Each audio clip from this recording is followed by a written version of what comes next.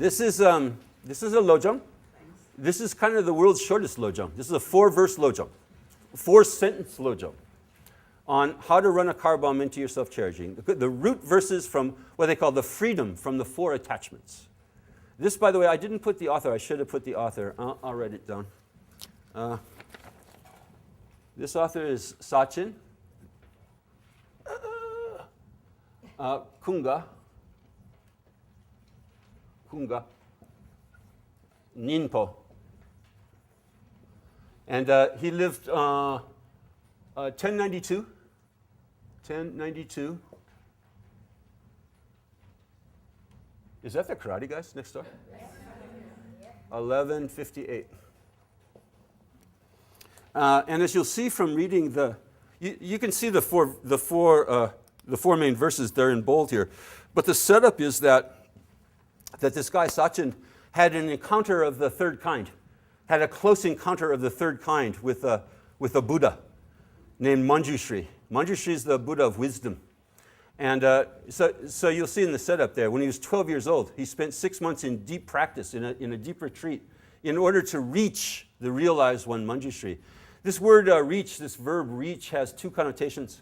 This is, in the Buddhist practice, we try to reach, divine beings, enlightened beings, in 2 senses. First of all, we try to reach them in the sense of actually seeing them in our lives, having a direct encounter with an enlightened being, like this Sachin did.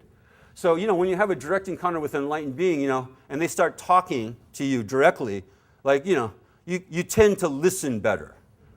If you don't see your teachers as enlightened beings, then you go, oh, maybe I can, I don't have to pay much attention because he's just a schmuck. So what does he know? What does she know? But when they appear as Manjushri, complete with a big sword, the sword probably helps a lot to concentrate the attention, okay? But when they appear as a divine being, then you say, well, I'm a God, I better listen up. So that's a very important step to have happen in your life, is to have an encounter like that. And many people, I think, statistically, many people have had those experiences. Something like 90% of Americans believe in angels when asked. That's why there's all those angel shows on TV and angel books and all the time, because we all believe in angels. And this is what it means, is that, you have an encounter with a divine being, and they help you. They try and help you. And so we think that's possible. If your karma is good, right? If you create the karma, if you create good enough karma, you can reach the divine in that sense. And then things take off from there, you see. Very, very good sign, because then you start paying attention more, you see. Then you start less likely to say, I don't think so. No, I'm not going to do that. I don't want to forgive people. I don't want to be a nice person. See, I want to be more selfish. When a divine being says it and you recognize them as a divine being, then you're more likely to do it. So he's had that kind of, he reached the deity in that kind of sense. Then the second sense of trying to reach the deity, what do you think? Become it. Become that deity. You see?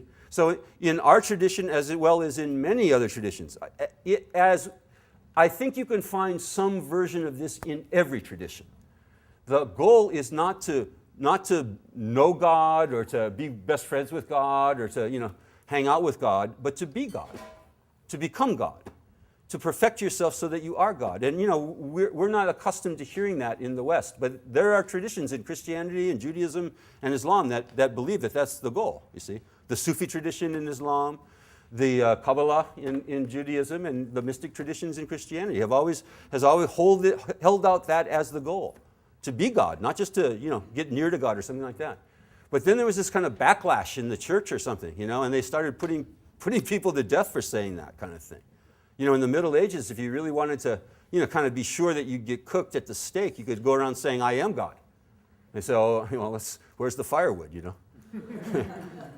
We already got a God. We don't need another joker God. So that's the second sense in which we are trying to reach the divine. You try to see the divine in the first sense, reach the divine to actually see them. And then the second one is try to be them, try to become the next deity. So that's the setup. One day he had a direct vision of the Lord, Manjushri. His body was a russet gold. He talks about what an awesome looking dude this guy is. He sat atop a throne of jewels in the midst of great. This is one of the reasons why he recognized him as Manjushri. He's like on a big throne of jewels and massive great.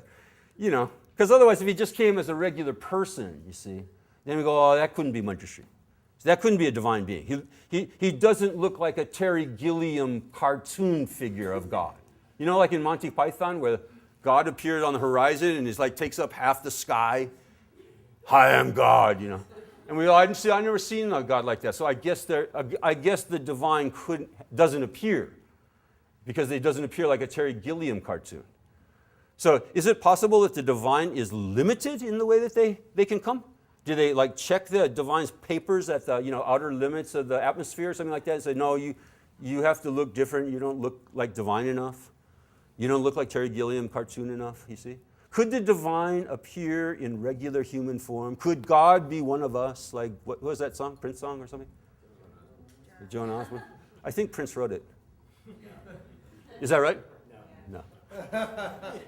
Well, he should have. What if God were one of us? What if God was just a stranger on the bus? What if God appeared in your living room, you see? What if God were your partner? What if God were your boyfriend and girlfriend, husband and wife? Why couldn't God appear that way, you see?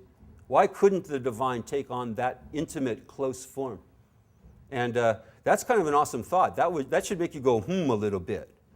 You know, what if your boyfriend and girlfriend were the divine being? Put here on earth to help you, you see? Come down from HQ to help you. And he said, well, that couldn't be because they're irritating. See, they don't do the dishes, you see. Sometimes they don't do the dishes. Like the divine would have to do the dishes all the time, you see. You know, like up there in divine school, they say, no, you never not do the dishes. You see, never not pick up your underwear after yourself. No, what do we think, you see? We have this kind of arrogance, number one, and kind of naivete about the divine, you see. Why couldn't the divine appear in any form? Why couldn't the divine appear as your child? And you go, well, because my kid's a pain in the butt. You know, he's naughty. My kid's naughty. Well, you know, maybe you should read the stories of Krishna. There's a whole sort of cycle of texts about the naughty deity named Lord Krishna, who came as a naughty child, a naughty little toddler, to help people, you see, to bring people close to, because, it's like toddlers aren't always naughty, and we kind of like them, and we kind of like them when they're naughty too a little bit. It's sort of cute, you see.